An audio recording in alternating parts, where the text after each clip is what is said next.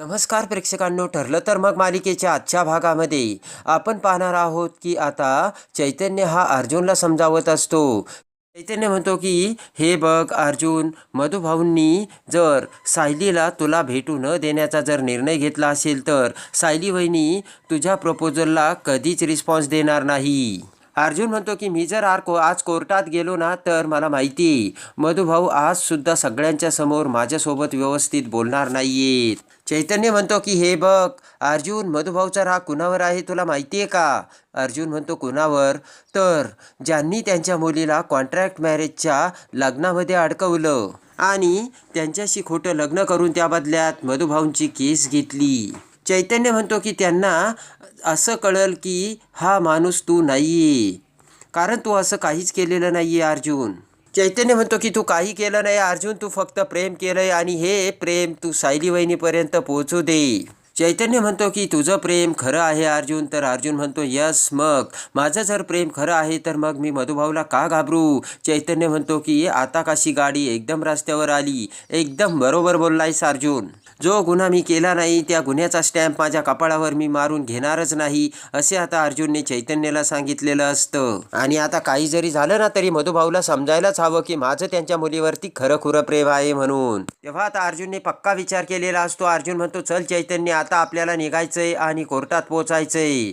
तेव्हा आता कोर्टात कुणासमोर पोचायचं? तर मी ज्यांच्यावरती प्रेम केलं त्यांना बघण्यासाठी आणि त्यांच्या बापासमोर सुद्धा.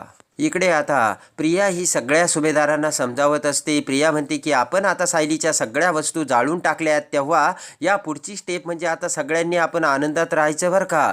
प्रताप म्हणतो की एवढं सोपं आहे का प्रिया ते? प्रिया म्हणते की अशक्य नाहीये मामा.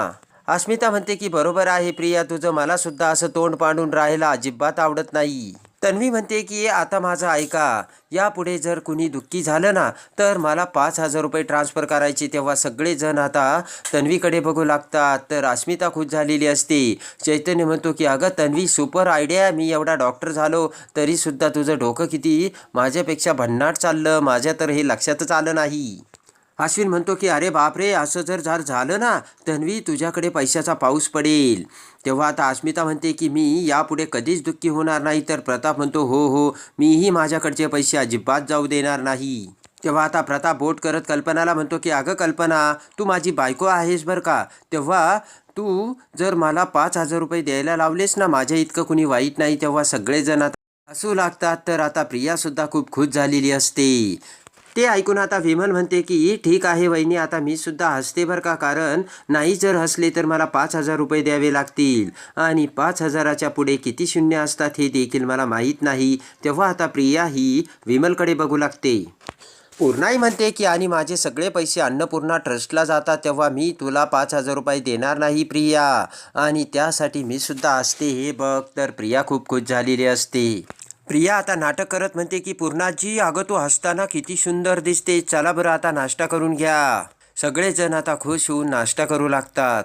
तेव्हा आता लगेच प्रताप म्हणतो की तन्वी, तुझ्या आता नवीन बिझनेसमध्ये तू अश्विनला सुद्धा पार्टनर म्हणून घे बरं का. तेवढ्यात वरून अर्जुन आणि चैतन्य खाली येऊ लागतो. तर आता त्यांच्याकडे बघत प्रिया म्हणते की माझ्या बिझनेसमध्ये मला किती लॉस होणार आहे ना ते मला माहिती आहे. आणि तेवढ्यात आता अर्जुन आणि चैतन्य तिथे येतात. तर अर्जुन आता सगळ्यांकडे बघू लागतो आणि आता अर्जुन म्हणतो की मम्मा, मी चाललो बरं का आता कोर्टामध्ये. तेवढ्यात आता अस्मिता एक आयडिया करत म्हणते की डॅड, मी सुद्धा आता बिझनेस करायचं ठरवलंय आणि बिझनेस करून मी तुमच्यापेक्षा श्रीमंत होणार.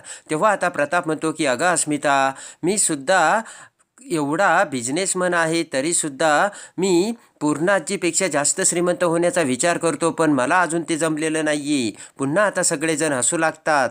इकडे आता तेवढ्यात अर्जुन पुन्हा कल्पनाला म्हणतो मम्मा, निघतो बरं का मी. तर कल्पना म्हणते तन्वी, मला जरा पाणी दे बरं. तर अर्जुन आता अवाकच होतो, कल्पना अर्जुनसोबत बोलत नसते. तेवढ्यात आता चैतन्य म्हणतो की मावशी, निघतो बरं का. तर कल्पना म्हणते हो हो. तेव्हा आता चैतन्य म्हणतो चल अर्जुन. तर अर्जुन जाऊ लागतो. तेवढ्यात प्रिया आता अर्जुनला थांबवते आणि म्हणते की अर्जुन, अरे नाश्ता करून घे ना. अर्जुन म्हणतो चैतन्य चल. पुन्हा प्रिया अर्जुनचा हात धरते आणि म्हणते ठीक आहे, नको करू, पण आपण एका गाडीतून तर जाऊ शकतोच ना, कारण मी सुद्धा आश्रमाच्या केससाठी तिकडेच निघाली. तेव्हा आता अर्जुन म्हणतो की चैतन्य चल. तेव्हा आता प्रिया म्हणते की पूर्णाजी तू तरी समजाव ना, मी काही अर्जुनला त्रास देते का? एकाच ठिकाणी जायचं आहे तेव्हा मी म्हटलं फक्त आपण एकाच गाडीतून जाऊ. तर पूर्णाजी म्हणते की प्रिया तुझं अजिबात चुकलेलं नाही आहे. आणि आता प्रियाचा हात झिडकारून अर्जुन रागाने तिथून निघून जातो. तर प्रियाला खूप राग आलेला असतो. पण प्रिया पुन्हा आता सगळ्यांसमोर येत म्हणते की अरे तुम्ही सगळे निराश का झाले परत, चला 5,000 रुपये काढा. तर अस्मिता म्हणते प्रिया चीटिंग करतेस बरं का तू. तेव्हा आता प्रिया म्हणते की मी निराश झाले नाही, मी अर्जुनला माझी किंमत कळेपर्यंत वाट बघणार आहे. प्रिया म्हणते की मग जर कुणाला 5,000 रुपये द्यायचे नसेल तर सगळ्यांनी हसत राहा बरं का, येते मी असे म्हणत आता प्रिया निघून जाते.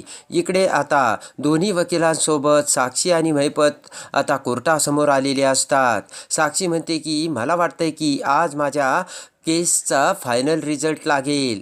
तेव्हा आता लगेचच जोशी वकील म्हणतो की वाटतंय असं म्हणू नका, खात्री बाळगा, कारण त्या खुनाच्या रात्री तुम्ही त्या आश्रमाच्या आसपासही नव्हता, हे आपण सिद्ध करणार आहोत. तेव्हा आता साक्षी म्हणते की खात्री बाळगायला हवी, पण त्यासाठी जोशी वकील तुमच्याकडे काहीतरी जादूची कांडी असायला हवी ना. तेव्हा आता महिपत म्हणतो की असणारच, कारण मी त्याच्यावरती आता नोटाची कांडी कशी फिरवली. तर जोशी मान हलवतो. महिपत म्हणतो जादूची कांडी तर त्याच्याकडे असायलाच हवी, नाही तर मी त्याची कांडी कशी फिरवेल त्याला चांगलंच ठाऊक आहे. तेवढ्यात एक पोलीस तिथे जोशी वकिलाला लिफाफा देतो आणि तो लिफाफा समोर धरत जोशी वकील म्हणतो की ही बघा आपली जादूची कांडी. यामध्ये साक्षी मॅडम त्यावेळेस आश्रमाच्या आजूबाजूसही नव्हत्या याची डॉक्युमेंट्स आहेत. इकडे आता अर्जुन आणि चैतन्य कारमधून जात असतात. तर आता अर्जुन चैतन्याला म्हणतो की तिथे आता कोर्टात मला एका प्रॉब्लेमला मोठं फेस करावं लागणार आहे. तो जोशी वकील माझ्या समोर दिसला ना, त्याचा मला असा राग येतो ना. तर आता भीतीने घाबरत चैतन्य म्हणतो की हे बघ अर्जुन, तिथे तू काही करणार नाही बरं का, त्याचे परिणाम काय होतील तुला माहिती आहे ना. अर्जुन म्हणतो माहिती रे. इकडे आता महिपत हा जोशी वकिलाला व्यवस्थित समजावून सांगत असतो. तर त्याच वेळेस अर्जुन आणि चैतन्य त्यांच्या कारमधून तिथे येतात आणि तेथून जाऊ लागतात. तर आता जोशी वकिलाला समजावून सांगून महिपतने आतमध्ये काढून दिलेले असते. तर आता अर्जुनला बघताच आता महिपत म्हणतो की नमस्कार अर्जुन साहेब, नमस्कार, आणि गडकरी तुला सुद्धा नमस्कार. रागाने अर्जुन आता महिपतकडे बघत आतमध्ये निघून जातो. इकडे आता अर्जुन तिथे येत असल्याचे जोशी वकिलाने बघून जोशी वकील कारच्या पाठीमागे लपलेला असतो. अर्जुन जाताच आता तो महिपत समोर येतो. महिपत म्हणतो जोश्या आज थोडक्यात वाचला बरं का तू. अर्जुन सुभेदाराने जर तुला माझ्यासोबत बोलताना बघितला असताना तू डायरेक्ट फासावरच होता. जोशी म्हणतो हो हो. इकडे आता सायली ही त्या रूममध्ये तिच्या साड्या बाहेर काढून त्या सगळ्या कपाटात ठेवत असते. ती एक एक साडी बघत आता अर्जुनने आपल्याला कशी त्या साड्या घेतल्या होत्या हे सगळे अर्जुन सोबतचे प्रेमाचे संबंध आणि प्रेमाचे ते क्षण आता सायलीला आठवू लागते आणि ते सगळे आठवून एक एक साडी सायली आता कपाटात ठेवत असते. इकडे आता ते सगळं बॅगमधील सामान कपाटात ठेवताच आता सायलीने तिची डायरी बाहेर काढलेली असते.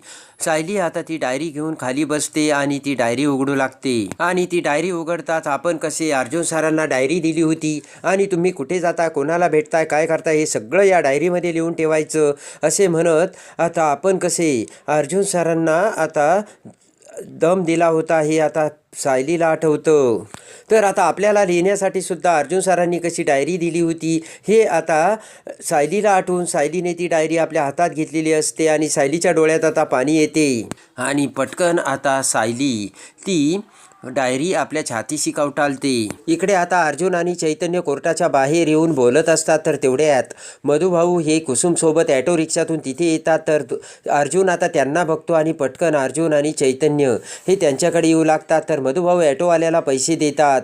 तर मधुभाऊच्या हातातील आता सायलीच्या रूमची चावी खाली पडलेली असते. मधुभाऊ ती घेण्यासाठी वाकू लागतात. तर तेवढ्यात पटकन कुसुम ती चावी उचलून आपल्या हातात ठेवते आणि म्हणते की चावी पिशवीत ठेवते मी. आणि आता मधुभाऊ जाऊ लागतात. तर पटकन आता पाठीमागून अर्जुन तिथे आलेला असतो. रागाने मधुभाऊ अर्जुनकडे बघत आतमध्ये निघून जातात.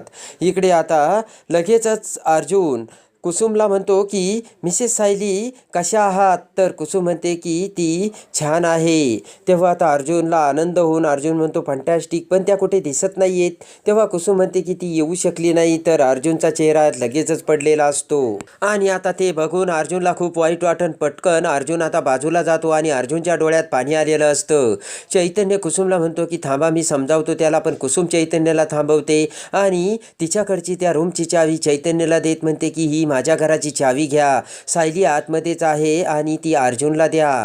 कमीत कमी अर्जुनला सायलीसोबत व्यवस्थित बोलता तरी येईल. मधुभाऊ ना आता इकडे खूप वेळ लागणार आहे आणि अशी संधी पुन्हा येणार नाही. तेव्हा कुसुमचे ते बोलणे ऐकून पटकन आता चावी घेऊन चैतन्याला खूप आनंद झालेला असतो आणि पटकन आता चैतन्य ती चावी घेऊन अर्जुन समोर धरतो. तेव्हा अर्जुन म्हणतो, ही कसली किल्ली? तर हसतच चैतन्य म्हणतो की ही सायली वहिनी की दिल की चावी है जनाब, लीजिए. असे म्हणत ती चावी चैतन्य आता अर्जुनच्या हातात देतो. अर्जुन म्हणतो, मला नीट सांगशील का? तेव्हा चैतन्य म्हणतो, ही कुसुमताईच्या घराची चावी आहे आणि सायली वहिनी तिथे एकटी आहेत. तेव्हा तू तिथे जा आणि सायली वहिनी सोबत बोल. मधुभाऊंना इकडे बराच वेळ लागणार आहे. तेव्हा आता अर्जुन म्हणतो, एक मिनिट, पण ही चावी तुझ्याकडे कशी आली आणि तुला हे सर्व कोणी सांगितलं? तेव्हा आता चैतन्य विचार करतो की आता जर याला हे सगळं सांगितलं की मला ही चावी कुसुमताईने दिली तर ही चावी तो घेणार नाही. अर्जुन म्हणतो की आता मी तुला काय सांगतोय चैतन्य, ही चावी तुझ्याकडे कशी आली? तर विचार कर. चैतन्य म्हणतो की अरे कुसुमताई आत्ता जात होत्या ना, तेव्हा त्यांच्याकडून ही चावी खाली पडली आणि त्या कुणाशी तरी फोनवर बोलत होत्या. तेव्हा मी ऐकलं की सायली वहिनी एकट्या घरी आहेत. तेव्हा आता चैतन्य म्हणतो की पटकन जा अर्जुन आणि सायली वहिनीला विचार बस स्टँडवरती त्यांनी उत्तर का नाही दिलं म्हणून. आणि आता अर्जुन विचार करत ती चावी समोरच असलेल्या कुसुमकडे घेऊन येतो. तर चैतन्य डोक्याला हात लावतो. अर्जुन कुसुमला म्हणतो की कुसुमताई, हे घरा तुमची चावी खाली पडली होती. तर आता कुसुम चैतन्यकडे बघते. तर चैतन्य डोक्याला हात लावतो आणि म्हणतो, हो हो. तर कुसुमसुद्धा चावी घेते. चैतन्य हळूच अर्जुनला म्हणतो, अर्जुन अशी संधी पुन्हा मिळणार नव्हती रे. तेव्हा आता अर्जुन चैतन्याला म्हणतो की मला माझ्या बायकोला भेटण्याची, लपून छपून भेटण्याची गरज नाही आहे आणि मला जर माझ्या बायकोला भेटायचं असेल तर हक्काने मी मधुभाऊ समोर भेटेन. आणि जर मधुभाऊंनी माझ्या बायकोला लॉक करून ठेवलं असेल तर त्यांनी ते बरोबर केलं नाही, कारण जगातलं कुठलंही लॉक माझ्या बायकोला मला भेटण्यापासून रोखू शकत नाही आणि मी हक्काने सायलीला लवकर भेटेल. तेव्हा आता कुसुम देखील खूप खुश झालेली असते. इकडे आता कोर्टामधून मधुभाऊ आणि कुसुम घरी आलेले असतात. त्यावेळेस अर्जुन आणि चैतन्यसुद्धा आता कुसुमच्या घरी येतो. तर आता लगेचच अर्जुन आणि चैतन्य दरवाजापाशी आलेले असतात. तेव्हा आता मधुभाऊ रागाने अर्जुनकडे बघतात. तर लगेच मधुभाऊ अर्जुनला म्हणतात की चल निघ इथून आणि दरवाजा बंद करू लागतात. तर आता अर्जुन म्हणतो की मधुभाऊ प्लीज माझं ऐका तुम्ही. तेव्हा आता रागाने मधुभाऊ म्हणतात की माझ्या सावलीवरती तुझी सावलीसुद्धा पडता कामा नाही. आणि पुन्हा आता मधुभाऊ दरवाजा लुटू लागतात. तर अर्जुन आता दरवाजा उघडतो. तेव्हा आता अर्जुन म्हणतो की मधुभाऊ एक गोष्ट लक्षात ठेवा, एक दिवस तुम्ही तुमच्या स्वतःच्या हाताने तुमच्या मुलीचा हात माझ्या हातात द्याल आणि तोपर्यंत तुम्ही माझ्या मिसेस सायलींची काळजी घ्या. तर आता मधुभाऊ रागाने चल निघ असे म्हणत दरवाजा बंद करतात. तर तेवढ्यात आता सायली ही दरवाजाला हात लावते आणि सायलीसुद्धा आता खुश झालेली असते. आणि इकडून अर्जुनसुद्धा बाहेरून दरवाजाला हात लावतो. तर दोघीही आता खुश झालेले असतात आणि आनंदाश्रू डोळ्यातून बाहेर येत अर्जुन सायली आता हसत असतात. तर मध्ये फक्त असतो तो दरवाजा. तर आता अर्जुन आणि सायली पुन्हा प्रेमाने कसे एकत्र येतील आणि मधुभाऊ आता सायलीचा हात कसे पुन्हा अर्जुनच्या हातात देतील हे बघण्यासाठी आणि ठरलं तर मग मालिकेच्या डेली अपडेटसाठी बेल नोटिफिकेशनवर क्लिक करून आपल्या चॅनलला लाईक करा, सबस्क्राईब करा.